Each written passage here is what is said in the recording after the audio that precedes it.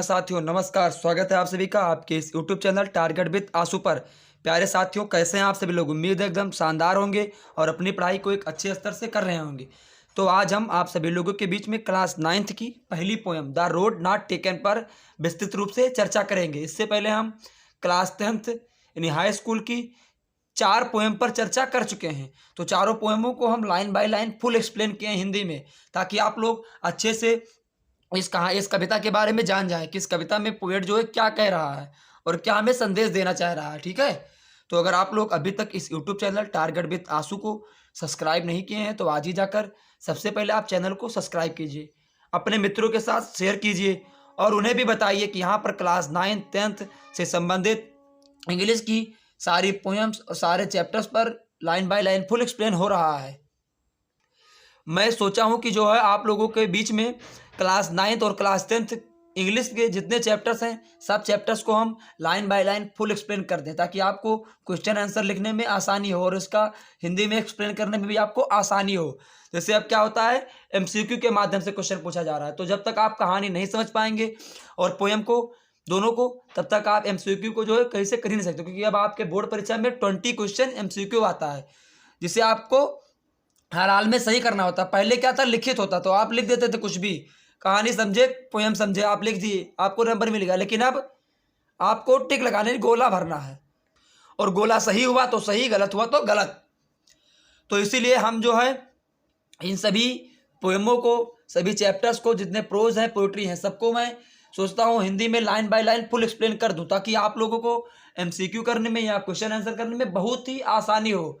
तो आप लोग अपने स्कूल में तो पढ़ते हैं, वहाँ पढ़िए, लेकिन आप मेरे इस यूट्यूब चैनल टारगेट विद आशु पर जाकर क्लास 9th और 10th जिसमें जो भी बच्चे जिस क्लास में हो अपनी क्लास का एक एक चैप्टर जरूर देखें। एक बार देखें, 2 बार देखिए। मैं प्रयास किया हूँ कि एक ही बार में समझ में आ जाए, लेकिन गलती से आपके समझ में ना आए तो आप 2 बार 3 बार भी इस वीडियो को देख सकते हैं। फ्री ऑफ कॉस्ट है। यही चीज़ें आप ट्यूशन कोचिंग में या किसी स्कूल में जहाँ पढ़ते हैं वहाँ आप हज़ारों रुपया फीस देने के बाद भी समझ नहीं पाते हैं, मुझे विश्वास है। लेकिन फिर भी मैं आपको फ्री में, फ्री ऑफ कॉस्ट इन सभी चीज़ों का एकदम line by line full explain दे रहा हूँ, ताकि आप लोगों को समझने में कोई दिक्कत ना हो। भविष्य में आप ये ना कह पाएँ कि हमको पढ़ाई में ये बाधाएं मिली या इन बाधाओं का हमें सामना करना पड़ा। तो सबसे पहली प्राथमिकता आप इस चैनल को दें कि इस चैनल को सब्सक्राइब करें, लाइक करें, अपने मित्रों के साथ शेयर करें, ताकि जल्दी से इस चैनल का भी ग्रोथ हो और आप सभी विद्यार्थियों के हित के लिए यह चैनल सदैव कार्य कर रहा है। तो आप लोग इन सभी वीडियोस का फ़ायदा उठा पाएँ। जैसे आप शेयर करेंगे तो मेरा हौसला बढ़ेगा, तो हम और अच्छी अच्छी वीडियो का और अच्छे अच्छे टीचर से आपको जो है मिलवाएंगे और उनसे संबंधित सारी चीज़ें आपके बीच में बहुत आसान कर देंगे। जो चीज़ें आप बाहर जाकर तमामों पैसे खर्च करने के बाद मिलते हैं, वो सारी चीज़ें हम आपको फ्री में दिलवा देंगे। ठीक है, तो चलिए आज है क्लास 9th का first poem the road not taken. इसको रॉबर्ट फ्रॉस्ट ने लिखा, इस पर हम line by line full explain करेंगे। तो चलिए अब देखते हैं। The road not taken, the road मतलब सड़क, नॉट मिस नहीं, टेकन मिस ली गई या चुनी गई, यानी वह सड़कें जो नहीं चुनी गई, यानी वह रोड या वह सड़क जो नहीं चुनी गई। इसको जो है रॉबर्ट फ्रॉस्ट ने लिखा। रॉबर्ट फ्रॉस्ट एक अमेरिकन पोएट थे, ये बहुत अच्छे पोएट थे। इनका जो ये पोएम लिखने का तरीका ये बहुत अच्छा, ये जो है गागर में सागर करते नहीं, छोटी चीज़ों से बहुत बड़ा करते नहीं। गागर छोटा होता है और सागर बड़ा, तो ये गागर से सागर करनी, छोटी चीज़ें उठाते हैं और बहुत बड़ा एक्सप्लेन देते नहीं। भावार्थ जो इनका है वो बहुत बड़ा होता है, व्याख्या। तो चलिए अब हम इसका line by line full explain देखेंगे। तो पहले पोएट के बारे में जानेंगे कि पोएट रॉबर्ट फ्रॉस्ट एक अमेरिकन पोएट थे, और यह poem the road not taken यह एक सिंबॉलिक पोएम है। यह आपको सिंबॉलिक की जा रही है कि आपको कैसे, क्या लक्ष्य की प्राप्ति के लिए कैसे जाना है। आप लक्ष्य चुन रहे हैं तो आप अपने लक्ष्य को कैसे चुने कि आपको भविष्य में कोई दिक्कत ना हो, आप भविष्य में बता सके कि मैंने इस लक्ष्य से चुना और यहाँ पर हमें कामयाबी मिली।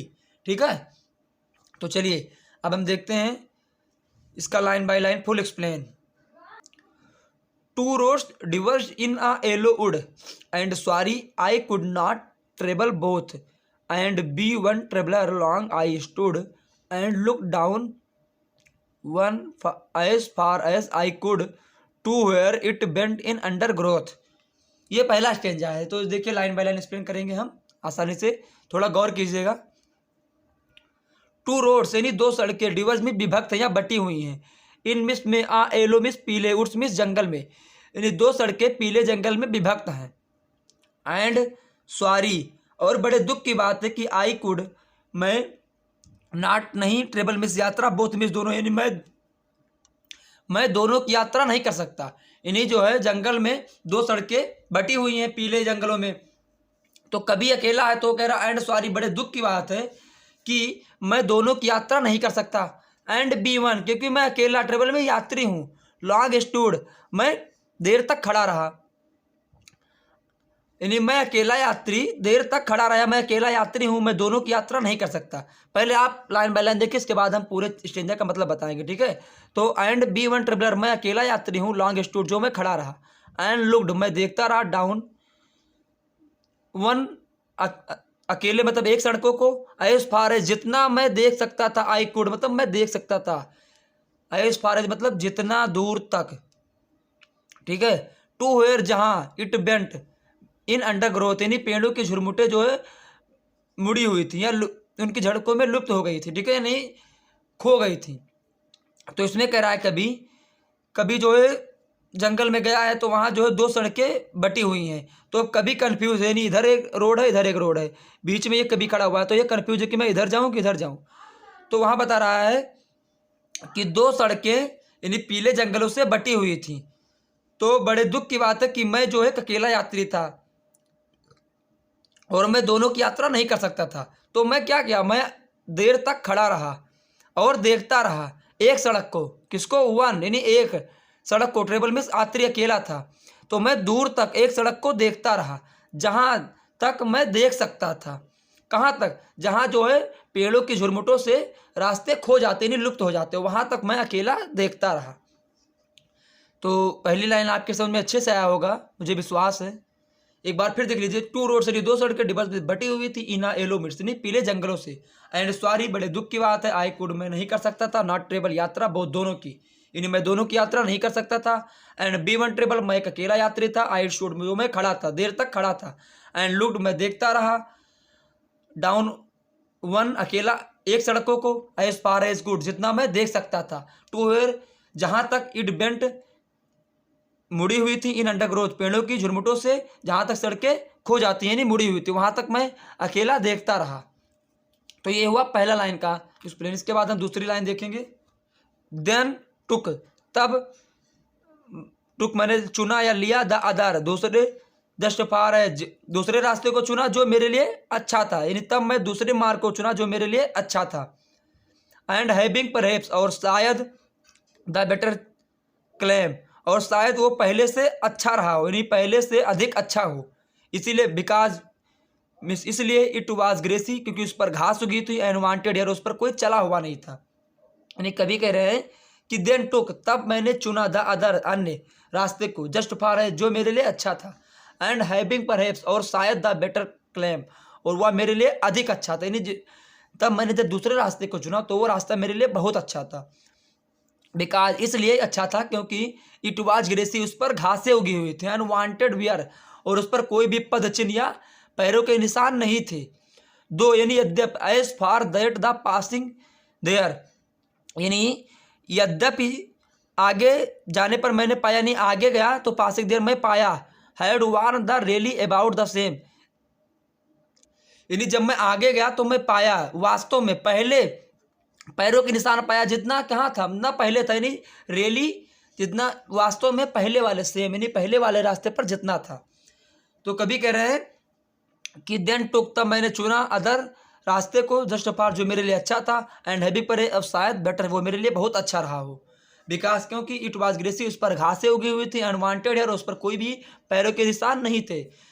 दो यानी यद्यप, as for that the passing there क्योंकि उस पर मैंने आगे चलने पर पाया, had worn the really about same पहले जितना मैंने उस पर भी पाया क्या पैरों के निशान चले हुए, ठीक है। इसके बाद अगली लाइन देखेंगे, and both that morning equally lay in leaves no step had trodden black, oh I kept the first for another day yet knowing how way leads on the way I doubted if I should ever come back, and both और दोनों the morning equally day Lami's क्या होता है, पड़ी हुई। इन lips miss पत्तियां, no step miss कोई कदम है, ट्रोडन ब्लैक यानी काले पैरों के निशान। तो उस सुबह दोनों रास्तों पर समान पत्तियां पड़ी हुई थी, यानी and both sorry and both यानी दोनों, द मॉर्निंग सुबह इक्वली ले समान तरह से पड़ी हुई थी इन लिप्स पत्तियां, यानी दोनों सुबह समान रूप से पत्तियां पड़ी थी। नो स्टेप यानी और कोई भी पैरों के या काले पैरों के निशान नहीं पड़े हुए थे। ओ केप्ट, केप्ट में छोड़ दिया, और मैंने छोड़ दिया, द फर्स्ट यानी पहले, फॉर अनदर डे यानी पहले रास्ते को, अनदर डे यानी दूसरे दिन के लिए। यानी आई केप्ट मैंने छोड़ दिया है, केप्ट का मतलब छोड़ना होता है। आई केप्ट मैंने छोड़ दिया, फर्स्ट यानी पहले रास्ते को, फॉर अनदर डे यानी दूसरे दिन के लिए। यट नोइंग यद्यपि, या नोइंग मीन्स जानते हुए, यानी यह जानते हुए, how way leads on the way, यह जानते हुए कि way leads on the way यानी एक रास्ते से दूसरा रास्ता कैसे निकल जाता है। यानी मैंने पहले रास्ते को दूसरे दिन के लिए छोड़ दिया, क्या करके, यह जानते हुए कि एक रास्ते से दूसरा रास्ता कैसे निकल जाता है। यानी कभी कह रहा है कि मैंने पहले रास्ते को दूसरे दिन के लिए छोड़ दिया, लेकिन मैं यह जानता हूं कि अगर मैं इस रास्ते से जाऊंगा तो आगे एक ना एक रास्ता मुझे मिल जाएगा। यानी एक रास्ते से दूसरा रास्ता कैसे मिलता है या मैं जानता हूं, फिर भी मैं इस रास्ते को छोड़ रहा हूं। एंड डाउटिंग, वो आई डाउटेड यानी मुझे संदेह है या मुझे असमंजस यानी संदेह है, इफ यदि I should ever come back यानी कि मैं कभी इस रास्ते पे वापस आ पाऊंगा या आ सकूंगा, यानी मुझे संदेह है कि मैं फिर कभी इस रास्ते पर वापस आ पाऊंगा। ठीक है, तो ये हुआ हमारा तीसरी स्टेंजे का जो है वह तीसरे स्टेंजे का लाइन बाय लाइन एक्सप्लेन। इसके बाद हम चौथा स्टेंजा यानी जो लास्ट स्टेंजा, इस पर जो है लाइन बाय लाइन एक्सप्लेन करेंगे। इसके बाद ये पोएम जो है खत्म हो जाएगी। I shall be telling this with a सिंग somewhere ages and ages hence, two roads diverge in wood I and I took the one less travelled by and that has made all the difference. I shall be telling या मैं बताते हुए, with a सिंग मैं बताते हुए, मैं आ भर के बताते हुए कहें, समवेयर जहाँ, एज एंड एज हैंस यानी मैं ईगो बाद भविष्य में आ भर के एक बात जो है, I shall be telling this with using, मैं आज से ईगो बाद या भविष्य में एक आ भरकर मैं बता रहा हूँगा या मैं बताऊँगा कि टू रोड्स यानी दो सड़कें डिबस बटी हुई था इन येलो वुड्स, जो दो सड़कें अलग अलग दिशाओं में बटी हुई थी, और मैंने वह मार्ग चुना जो बहुत कम लोगों ने यात्रा की। यानी मैं जो है भविष्य में या ईगो बाद जब भविष्य में मेरा वो दिन आएगा तब मैं सबको बताऊंगा, क्या बताऊंगा, या मैं बता पाऊंगा या मैं बताता रहूंगा कि जो है दो सड़कें अलग अलग दिशाओं में बटी हुई थी और मैंने उस मार्ग को चुना जिस पर बहुत कम लोगों ने यात्रा की थी। And that has made all the difference, और उसी ने सारा अंतर यानी उसी सड़कों ने जो है सारा अंतर मेरे ऊपर ला दिया। तो यहाँ पर देखिए कवि जो है जब वो सक्सेस हो जा रहा है, मतलब आप अपने लक्ष्य की प्राप्ति कर रहे हैं, तो आप क्या बताएंगे दूसरों को कि मैंने उस रास्ते को चुना जिस रास्ते से यानी मैं इतने घंटे पढ़ता था तो मैं यहाँ इस चीज़ पर आ पहुँचा हूँ। तो वही कवि कह रहा है कि मैं जो है भविष्य में या ईगो बाद या भविष्य में फ्यूचर में जब मैं कभी सक्सेस हो जाऊँगा या सफल हो जाऊँगा तो मैं लोगों को बताऊँगा कि मैं जो है जंगल में दो सड़कें बटी हुई थी, मतलब मेरे पास दो ऑप्शन था तो मैंने उस ऑप्शन को चुना जिस पर बहुत कम लोग चुनते हैं, यानी जिस रास्ते को बहुत कम लोग चूज करते हैं, मैं उस रास्ते को चूज किया और मैं आज यहाँ एक सफल व्यक्ति बना। तो वही चीज़ कह रहा है कि कभी कह रहा कि जब मैं इस रास्ते से अपनी यात्रा या अपनी मंजिल पर पहुँच जाऊँगा तो मैं लोगों को बताऊँगा कि मैंने उस रास्ते को चुना जो बहुत कम लोग चुनते हैं। तो मुझे विश्वास है कि ये पहली poem the road not taken जो रॉबर्ट फ्रॉस्ट ने लिखा, ये आप लोगों के समझ में अच्छे से आया होगा। देखिए मैंने प्रयास किया आपको समझाने का, ठीक है। बाकी इसके बाद अगली पोएम पर हम line by line full explain करेंगे। आप लोग अपना प्यार और अपना दुलार देते रहिए, इस चैनल को अधिक से अधिक शेयर कीजिए, सब्सक्राइब कीजिए, मित्रों के साथ ज़रूर से ज़रूर साझा कीजिए, उन्हें बताइए और लाइक करके इस वीडियो के अंत में कमेंट जरूर करना कि हमको यह वीडियो कैसी लगी। तो अंत तक मेरे इस वीडियो को देखने के लिए आप सभी का धन्यवाद। मिलते हैं अगले वीडियो में कुछ नया लेकर। तब तक के लिए आप स्वस्थ रहें, व्यस्त रहें, अपने लक्ष्य की प्राप्ति के लिए अग्रसर रहें। धन्यवाद।